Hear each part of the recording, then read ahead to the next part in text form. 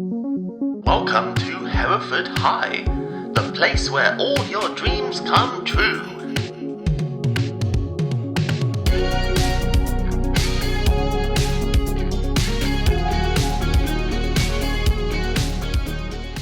Oh dear, still going on about those dreams. Oh, Jamie, always a cynic. Meow? Whoa, why is there a cat in the corridor? Excuse me? I'm not just any cat. Oh, a talking cat.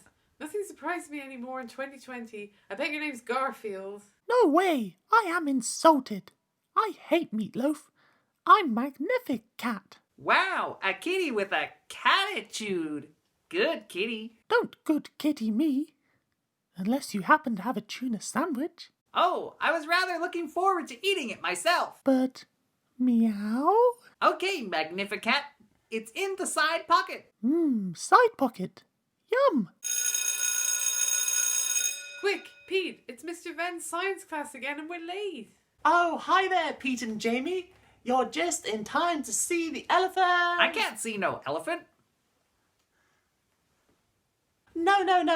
I didn't finish. We're making elephant toothpaste today. I didn't know elephants brush their teeth. Or tusks. Well, let's dive in and see.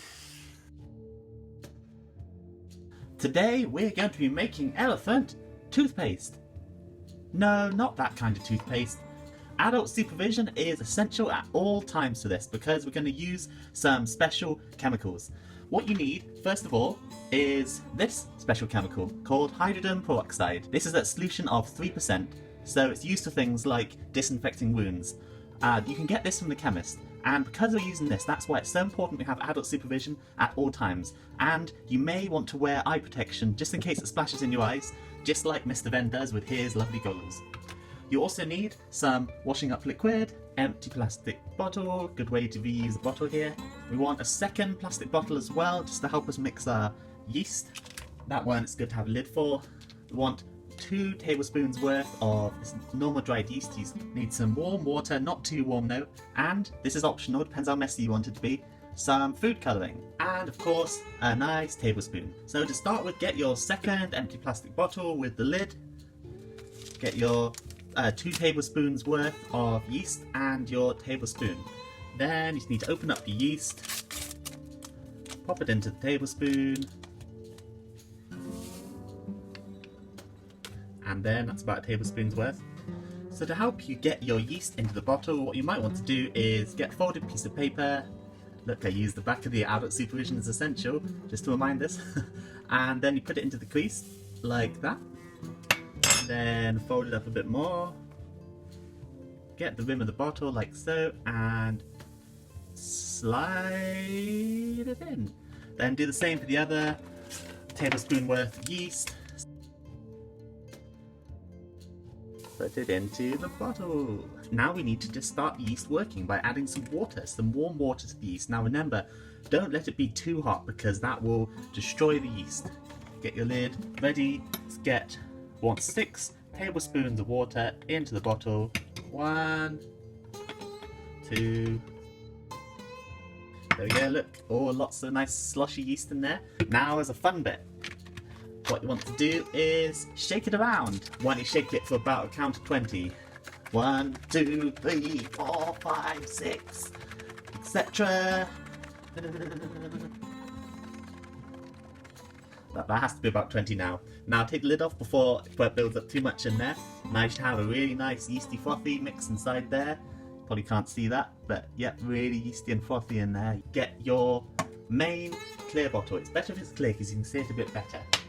And now is where we get our hydrogen peroxide. Now remember, for this bit, be very careful, adult supervision needed, and if possible, wear some eye protection. Now make sure this is over a surface that doesn't matter if it splashes onto it. It shouldn't do anything to it, but just in case, I'm going to put a piece of paper down.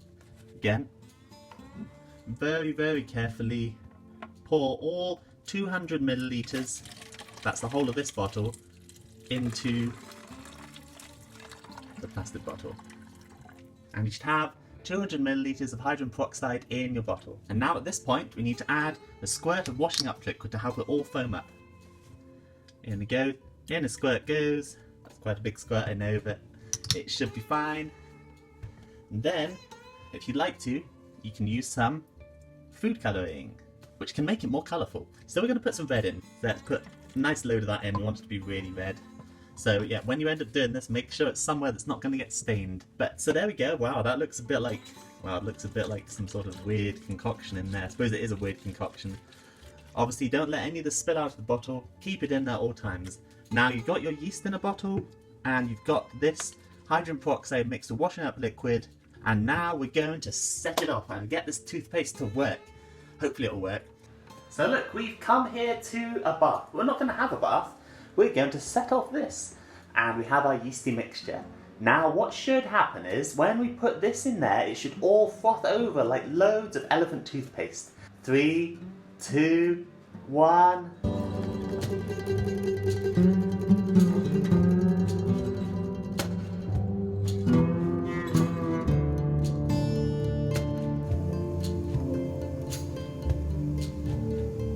Wow, look at all that foam it's making! That's crazy stuff. Now remember, this foam is not for eating or using as actual toothpaste. Oh look, it's all coming out there. Look at all this yummy foam. Obviously yummy in the sense of looking yummy, not actually being edible, of course. Wow, there's loads of it. Do you think that would be enough for an elephant to brush their teeth? There we go, there you have your elephant toothpaste. Still coming.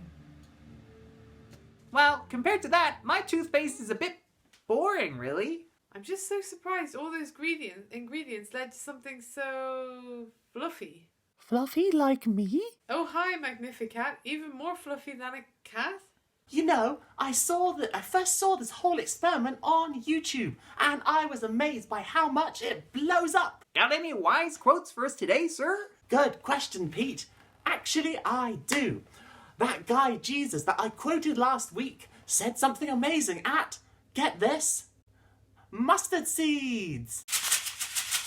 They're tiny and kind of cute, but what's that got to do with elephant toothpaste? Well, elephants are huge. Even though all these ingredients were small. Your point being? Well, this is my Jesus quote for today. What shall we say the kingdom of God is like? Or what parable shall we use to describe it? It is like a mustard seed, which is the smallest of all seeds on earth.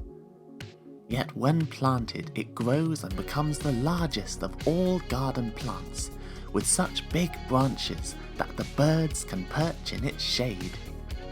Jesus in Mark 4, verses 30 to 32. What does that mean?